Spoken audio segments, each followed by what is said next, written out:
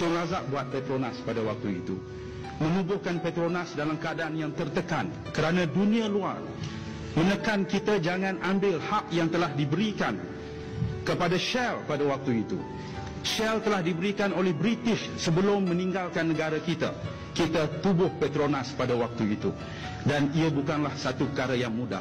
Sebab itulah pada waktu itu seluruh rakyat bersatu menyokong Tun Razak. Pada waktu itu PAS menyokong Tun Razak.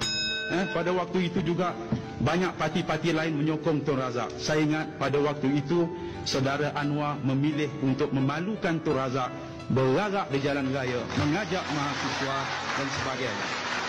Seperti dulu dan seperti hari ini, rakyat memang sempit, tetapi saya melihat sama seperti dulu, Saudara Anwar suka mengambil kesempatan daripada kesempitan rakyat. Dalam tahun 74 dahulu, saudara menggerakkan massa, menggerakkan mahasiswa,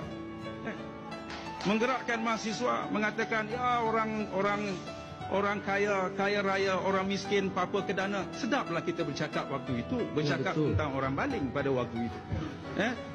Tetapi pada waktu yang sama kita rasakan bahawa Saudara Anwar waktu berada dalam kerajaan tak selesai pun tentang soal orang baling.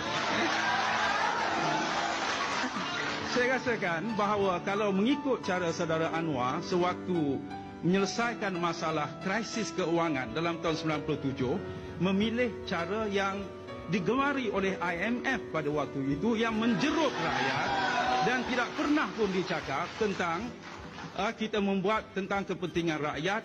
Kadar bunga dinaikkan dengan cara yang cukup tinggi pada waktu itu.